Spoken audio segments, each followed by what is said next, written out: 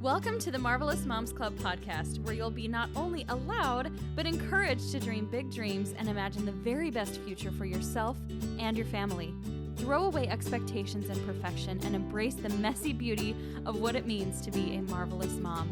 I'm your host, Kirsten Tyrell, and I can't wait to help you discover what makes you marvelous.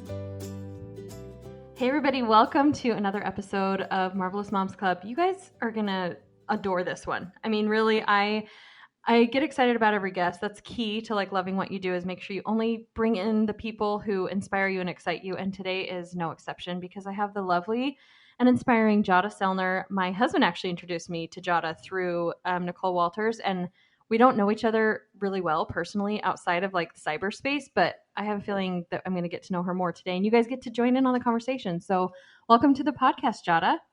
I'm excited to be here, and I love that your husband introduced us virtually. I know. It's normally the other way around. I'm kind of like the funnel that brings people to him through business and everything. So every once in a while when the roles reverse, it's kind of fun because I'm like, thank you for making new friends for me. I love Thank it. you for finding awesome people. So, all right, let's get a little backstory, I guess, on your mommy journey, how many kids you have and kind of ages and stages and what's going on in that avenue of your life. And then we'll talk about more stuff. Yeah, so I have one daughter. Her name is Zoe, and she's 12 years old. So I have a tween who's almost 18. And, so we're in the tween stage, but I just feel like one very lucky mama. My husband and I have, we both are very engaged with connecting with her. My husband's her PE teacher. We just started homeschooling her in 6th grade. So that's, both my husband and I are both entrepreneurs. We run our own businesses. So we let her know that we have the freedom and the flexibility, and that it is a privilege for us to be able to take her out of the public school system and to create a schedule that works for her.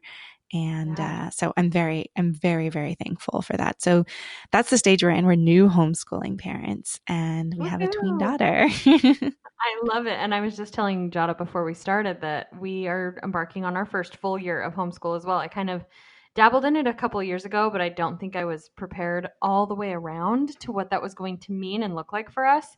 And I was only doing it with one of my kids, and now it's going to be with all of them. So we'll have to share tips and notes as we go because it's a totally different world. Yes. But I love that you said it is a privilege, because a lot of times the reaction you get when you tell people you're homeschooling is like, why? Why would you choose to do that?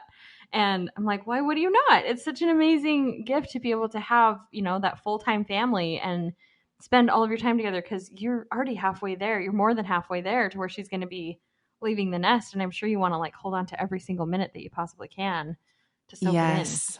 And she's still at night, it's like, snuggle, who's going to snuggle with me tonight? So I do think it allows us to preserve that parent-child relationship a lot longer, and in a season when they're dealing with the discomfort of growth and hormones and friendships, and she still gets to really balance. We find ways to create extracurricular activities where she can still hang out with her friends from school that she grew up with. And she feels like she gets the best of both worlds. Like she gets to hear the drama, but not be in it. Yeah. That's such a great way to look at it, and such a good gift to be able to give her and you guys. So I'm with you on that. I think it's such a blessing if you can do it, if you choose to do it. It's an amazing way to live. So, okay. So let's talk about kind of how that's been made possible too. Cause a lot of women kind of have to find that sweet spot of working, not working, being home, being able to be present with your kids.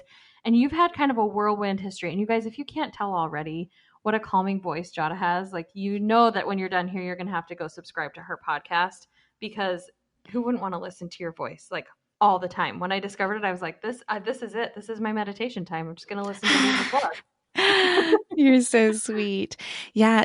So I've been an entrepreneur for over 10 years now. And so my daughter was just a year and a half when I started my first business.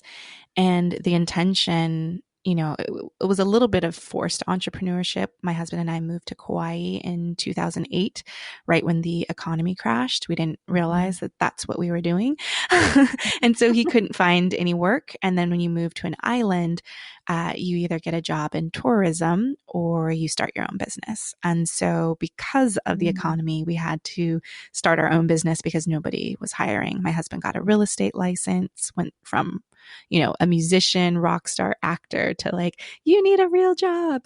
And it was just like not the plan. Like we really tried to go the traditional path of you work, I stay at home, raise the kid, you make a lot of money doing something that's not super exciting. And it was just not our path. And so we ended up starting our own brick and mortar business where we could have our daughter by our side.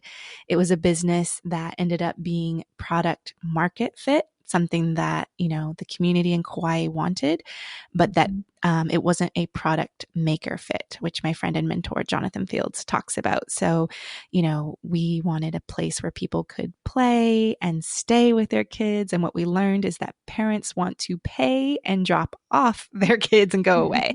So we ended up having, an early Montessori inspired toddler program for kids ages 2 to 4, where our daughter could be with us.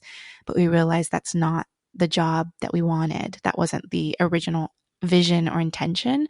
And so even though we were making money, we were also building up credit card debt, and we just didn't want to work that many hours because it wasn't the way that we wanted to serve. And so we actually closed that business down, liquidated all of the assets. We thought about like, could we sell it? And we were just like, we'll just move back to California, moved into my in-laws' house. There were 10 of us in this house, full house of kids, grandparents. It was 3 generations. It was a very challenging 6 months of rebuilding and trying to figure out, moving from an island into your parents' house, $42,000 in credit card debt. But I was really, really hooked on the path of entrepreneurship. I really loved the creativity and getting to market, create something out of nothing, and sell it to people. That really lit me up, that part of it. And I loved the flexibility. So I didn't want to do a brick and mortar business. I knew that like, there's online business. You can make money and work from home in your pajamas. I'm actually in my pajamas right now. I'm so happy to hear that. Yes. Yeah. And it's almost lunchtime. So no judgment. Yes. So that was, I still was committed to the path of entrepreneurship. I knew I wanted to make a living where my daughter could be by my side. And so then I was committed to learning, well, how do you make money online? And so that's where my friend and business partner, Jen Hansard, and we met in a mom's group, like a meetup group in LA when our kids were first born. We reconnected several years later and we partnered in starting a parenting blog, which then eventually we started a second blog, which ended up being Simple Green Smoothies. So I didn't experience real entrepreneurial success until my third business attempt, where my husband was able to quit his job of 13 years. We were able to be able to grow a business where we were able to serve hundreds of thousands, millions of people through Instagram, Facebook, email. So we grew our email list to 355,000 subscribers in 2 years. And that's kind of where the success landed. So I always like to share the beginning journey, because a lot of times people can look at how quickly Simple Green Smoothies grew. We were featured in Oprah's O magazine, have a traditionally published book, over 400,000 followers on Instagram. Like we grew, and it looks like we grew really fast, but there were many years of trial and error and failing and negative in the bank account, to try to figure out what am I excited and lit up to do that also people will pay me for, and I can still have that flexibility to have my daughter by my side. Oh, I love your story so much. This is obviously why you're here, because it inspires me. And I think I love that you kind of went all the way to the beginning of the origin story of how you got to where you are now. And we're not even like caught up to present day. We're going to go back into like what that's evolved to be now, but it is so important. I have a lot of people on here who do have success stories, and I try to get to the root of that. failure is like not trying, right? To fail is to literally not even get up and do the thing that you feel like maybe will work. And a lot of people want to have the perfect answer and the perfect business model right out the gate. They want to have the thing they're going to do. And I'm living proof of that too, that the things I'm doing now were not even on my radar. They didn't even really exist at the time when I started becoming an entrepreneur and when I put myself out there for the first time. And so it's like a process. It's a complete evolution of starting from somewhere and just going for it. And a lot of people get scared when they have that fail moment of, you mentioned the credit card debt and the negative bank account balance. And there's a lot of people who stop right there and they think, okay, see, this wasn't meant to be. Time to go get a job, time to like join the real people world, give up on this dream. Maybe it's too idealistic. Maybe I can't get there. And I'm even in like an in-betweener phase of where we've been doing one business and we're shifting into new businesses where I'm like, I don't know, maybe it's going to work for everybody except for me. But Right. it's literally like that faith. That's why faith is uncomfortable. It's one step in front of the other. It's one foot in front of the other. And you eventually move to where hearing you is like sparking my, okay, I can do this. I want to live in a place where I do have that full joy and I'm in my purpose completely and not just making it fit, like not just making it work, but actually having all of the elements of what I want in my life, having a full-time family, having a job that I'm excited to show up and do and be able to provide an income that allows us to travel the world. Like that's kind of my dream life. And to hear you living in that space is just proof positive that it's possible for any of us. So thanks for like plowing through your journey to pave the way and be an example and a light to those of us who are still trying to create that and want to believe it's possible.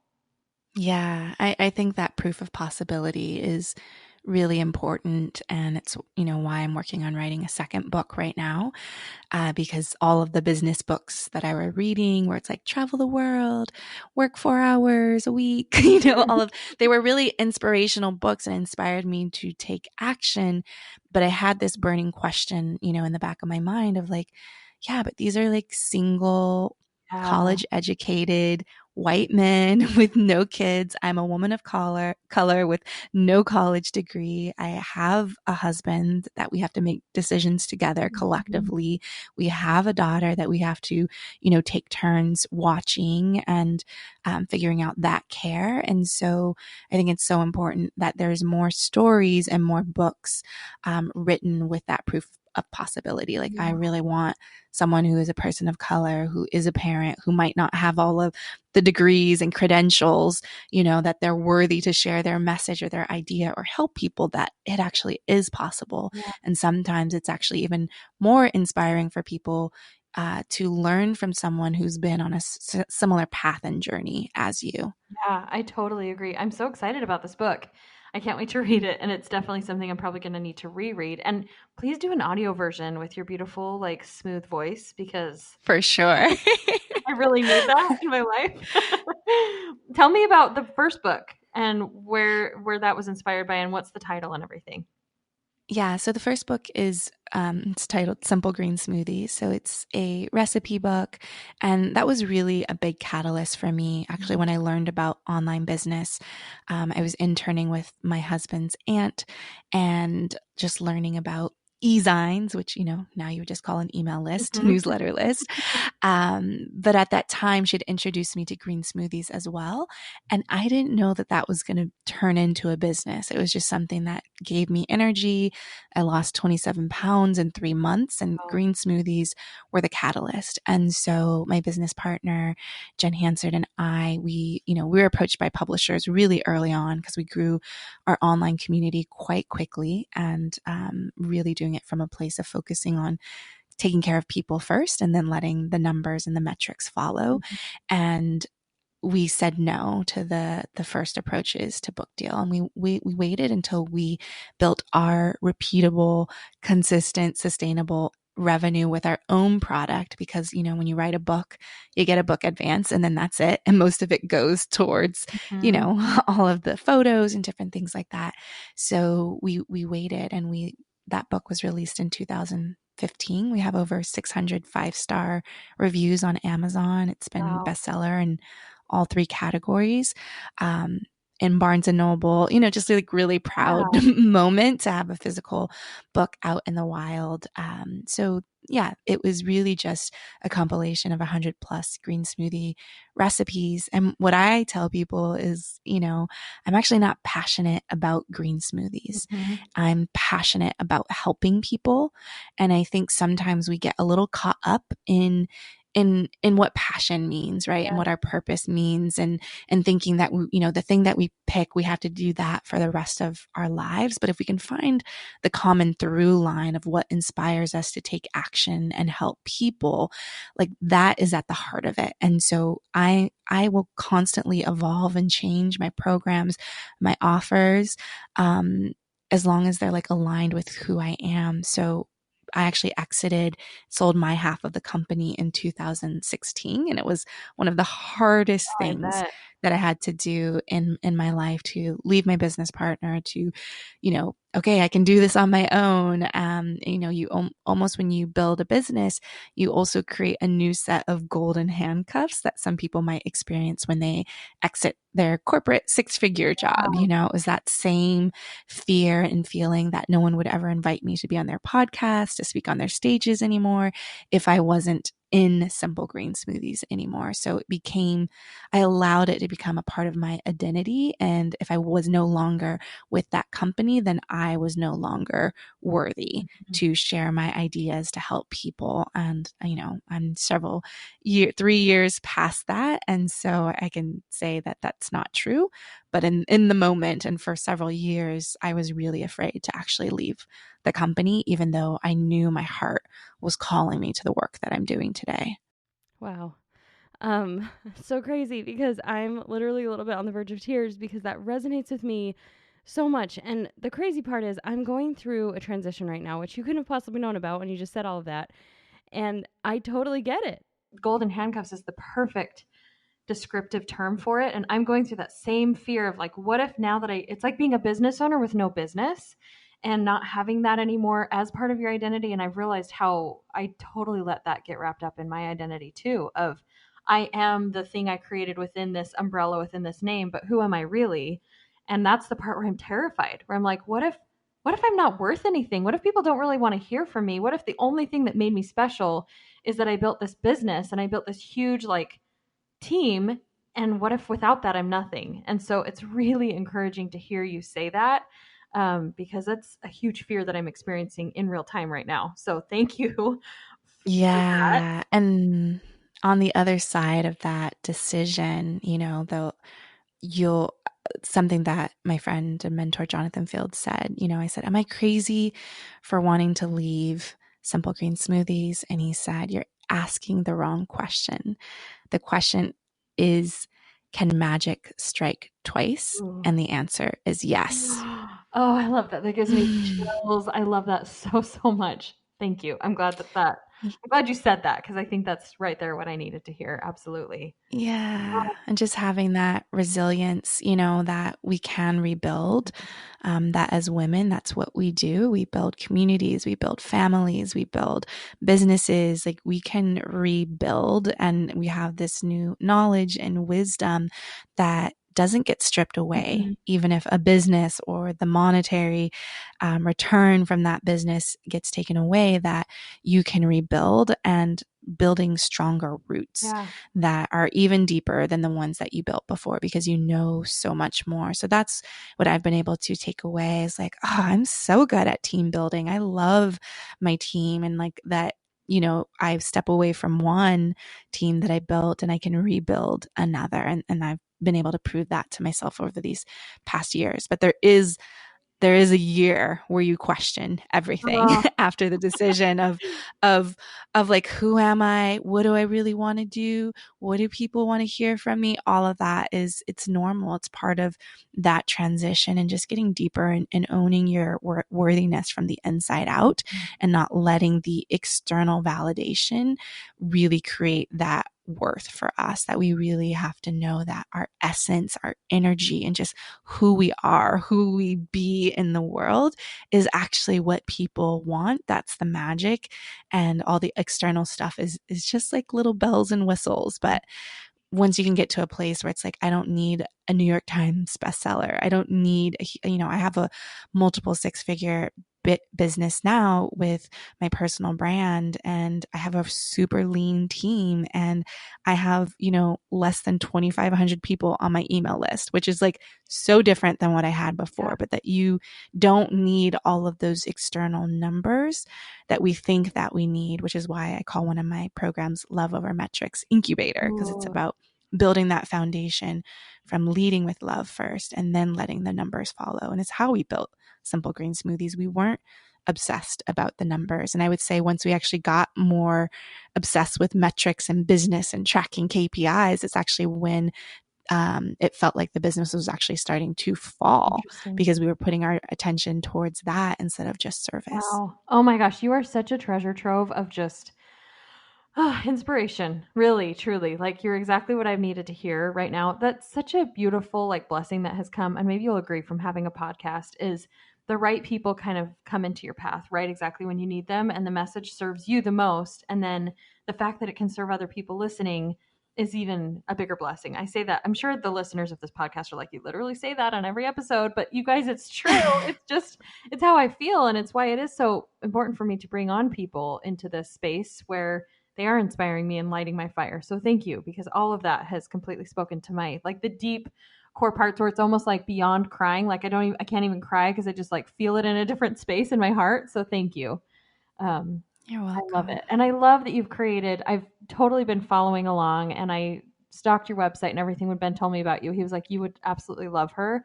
And I love that you've evolved into this leading with love. And it's so great to hear. Like, it actually kind of sucks to hear it's going to take a year, but at the same time, it makes sense, because I'm in that stage right now where I'm like, well, what am I supposed to do? And you get really obsessed with like, what do people need? What do people need? And it's like, no, what do I need to just share? And what's going to make me feel at one with myself and whole? And what, you got to refocus and recenter after putting so much energy into one thing. It's like anybody who quits a job, you have to have that detox period. Even with homeschool, we're like going through the detox period where we're not going to recreate school at home. We're going to create something new. Totally.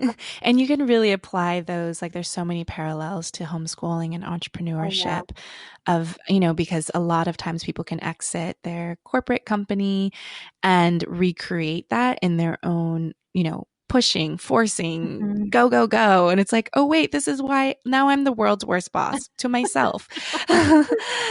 And so, we've applied a very entrepreneurial approach to homeschooling of doing exactly what I do with my own businesses, with my own clients, and kind of doing that quarterly review of like what worked, what didn't work, what might we do different the next time, and what are some new ideas. And so, especially in those first few weeks with my daughter homeschooling, I was just like, hey, what worked this week? What didn't work?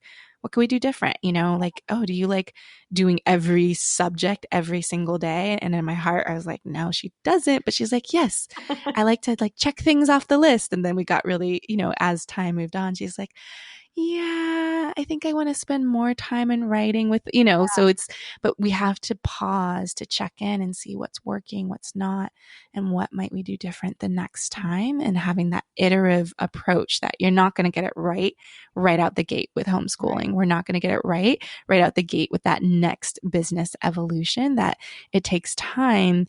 And we have to remember like what it means to be at the beginning of something again. It's like, oh, we have to plant the seeds, and no one is going to see the fruit of this tree. Like, it's going to take a while, but you're still doing something. You're not doing anything. You're detoxing behind the scenes. You're replanting, rebuilding, just deeper roots this time, and really clear on like what brings you the most joy and what drains your energy, and just being able to rebuild from that space, and not to knock the previous experience, I think is really important, because sometimes we try to discount or remove ourselves from that story. Like from Simple Green Smoothies, I was like, I just will not talk about it ever again. And then I will rebuild with this fresh thing, but it's like, oh, it's still who I am. And it's still a part of my journey and my story. And I cannot remove that. So we actually have to step in and own our story, and then own that next chapter that we're writing at the same time. Wow. I love it. You are amazing. There's not even enough adjectives to describe how much I adore you right now. You're just food for the soul. Mm. So tell me a little bit more about Lead with Love. I love that you mentioned like the Love Over Metrics incubator and kind of a little bit more insight into that business and how you kind of serve people at that deeper level. I mean, I can tell just by talking to you what it's probably like to be coached by you. But how did you shift into that space of having a smaller community that you're serving, but being a lot more intentional with it? And who are the people that tend to kind of gravitate to you? What are they typically doing in business or in their lives?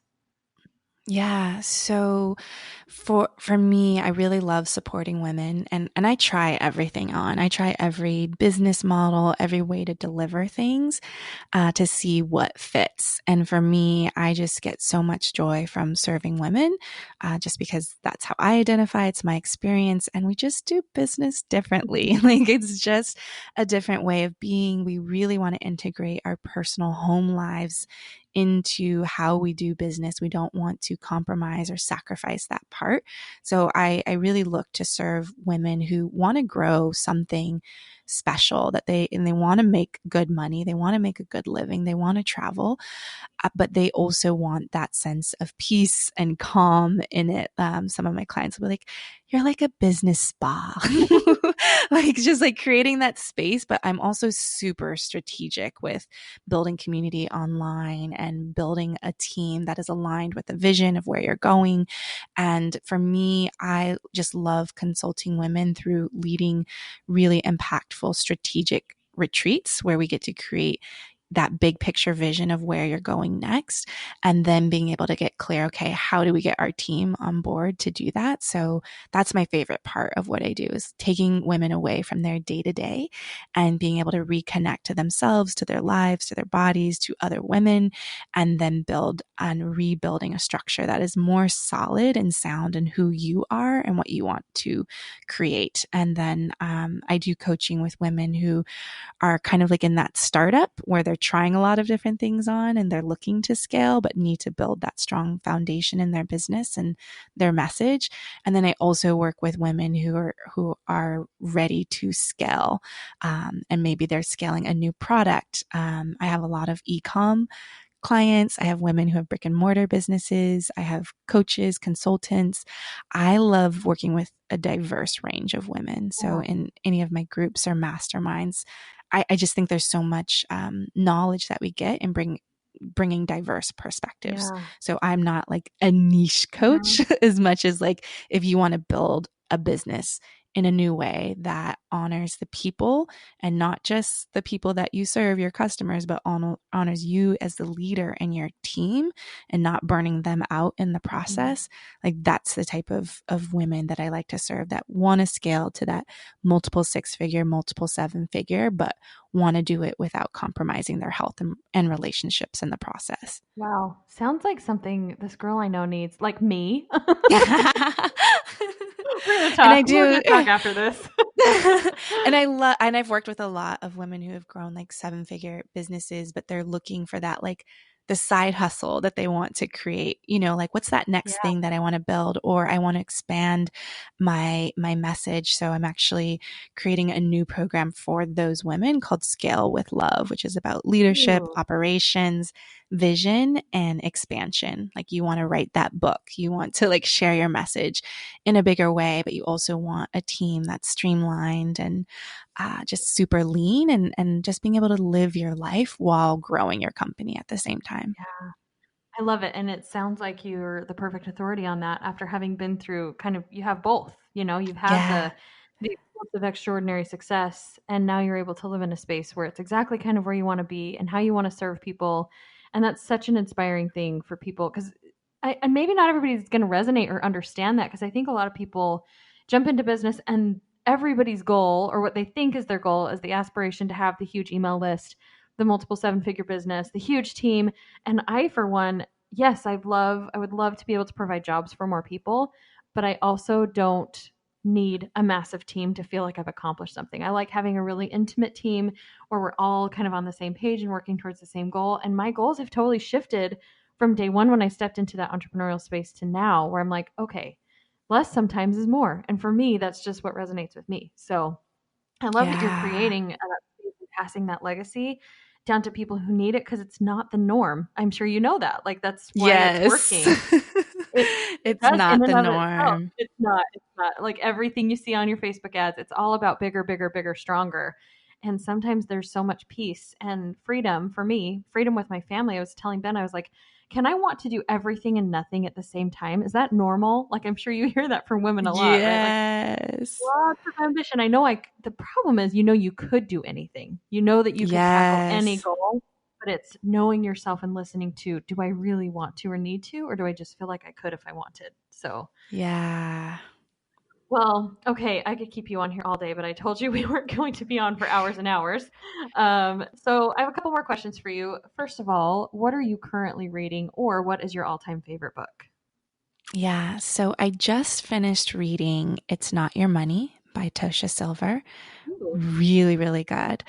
It's just, there's another book called The Surrender Experiment. It's like The Surrender Experiment has a baby with a financial book of just like how we how we steward money, and to kind of release the gripping around it. So my husband and I both listen to that, and we are currently we both are Audible listeners, but we're Yeah. currently listening to Wired for Love.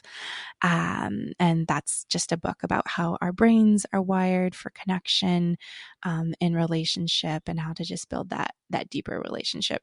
My husband and I have been married for 14 years, so we're always like, how can we make, like, this is the one thing that never like raises its hand for attention, Yeah. and sometimes that's the easiest thing. It's like the kid in the classroom who makes all the noise, they get all the attention. And we're like, Mhm. oh, what would happen if we like deepened our love and our commitment, and just going deeper in this way. So we usually get like a once a year tune up with our couples therapist, and he recommended this book. So that's what we're Ooh, listening to right good. now. And then I would just add one more, Yeah. based on the conversation that we were having of like less is more. There's very few books that I reread, but this one, Essentialism, is one of my all-time favorite books. And Mm. it sounds like you were the season that you're at in your business, would be like the perfect timing if you're in that, like, I'm doing so much, there's so many opportunities coming my way, and I need to be able to say no with grace, Mhm. and to do, what really matters, what my priorities are. So that's my like go-to favorite book. Ooh, thank you. I'm definitely going to get that as soon as we hang up. It sounds like I need it. I need it as much as I need you, apparently. So I'll take an order. I'll take an order of both with a side of love and be on my way. Yes. And then, okay, so my final question. I'm so sad this is ending. You've just been so wonderful. But the question I ask all of my guests is, what makes you a marvelous mom? So for me, I believe that it is the emotional presence that I have for my daughter. So something with her, I we just will sit for like 2 hours in her bed, waking up on a Saturday morning, and she can just cry with me. She can laugh. She can share like her deepest secrets.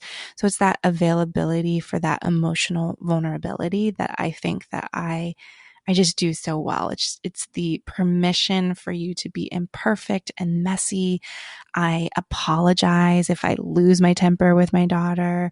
Like I feel like I've modeled, just like being graceful Mhm. in being a human and being imperfect, being messy. I check in with her body, how is her heart, like just all of those pieces, and reminding like that we don't have to get it right all the time, because I think she Yeah. has an inner drive in her that loves being a straight A student, that loves all the external Mhm. validation. And so I've really helped to cultivate her validating herself. Something that my personal life coach, Rebecca McLaughlin, talks about is getting vitamin V and validating yourself. So when Mm. my daughter asks, what do you think of this? And I say, what do you think? Yeah. And I want her to validate herself first before she allows the world or her parents to tell her if something is good or bad, based on her own effort. So that's just really allowing her to tune in to herself and her gifts, and that she can be emotional, and she can be, can have all of the external things that she wants to create, but that can still have that inner world that is, very feminine, right? When we have our anger and sadness and laughter and just allowing herself to be her whole self. I love that. I love that. I would love to have you as a mom. I'm sure that you're a marvelous example every single day. She's lucky to have you. She really is. That was a beautiful answer. Oh, thank you. Thank you so much. I'm really afraid to have more kids because I'm like, this one we did so well. There's no way you could mess it up. There is just absolutely no way. It sounds like you are amazing parents and have a lot of things figured out that people are still striving to figure out. So I'm excited to share this with my audience because I think just the stories of how other people are making it work is what inspires us to realize we can keep doing things and, taking the steps towards that progress. So you have been a shining light, and I guarantee if you had like a trillion more kids, they would all turn out as wonderful. Because you know what you're doing. As you know what you're doing just as much as any of us really know what we're doing, right? True. Just figuring it out moment by moment. Exactly. Well, thank you again for sharing your heart and your message. You guys, please go follow Jadah if you have fallen in love with her as much as I have. Go subscribe to the Lead with Love podcast. Go to JadahSellner.com. We will link to all of this in the show notes so you guys can check that out and just, stay in tune with her and her message. It's important. But yes, thank you again for being here, Jadah. You are wonderful. Thank you. All right, guys, we'll see you on the next episode. Have a marvelous day. Thank you so much for listening to this episode.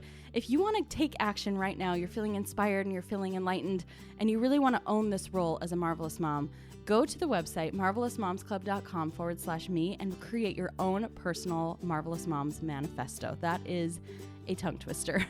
marvelousmomsclub.com/me. You go fill in some great information, and in the end, you'll have a beautiful manifesto to display where only you can see or the whole family can see, where you can really, really own your role as a marvelous mom and step inside those goals and those ambitions and dreams that you have to become an even more marvelous mom to your beautiful family. So again, marvelousmomsclub.com/me. We will see you over there.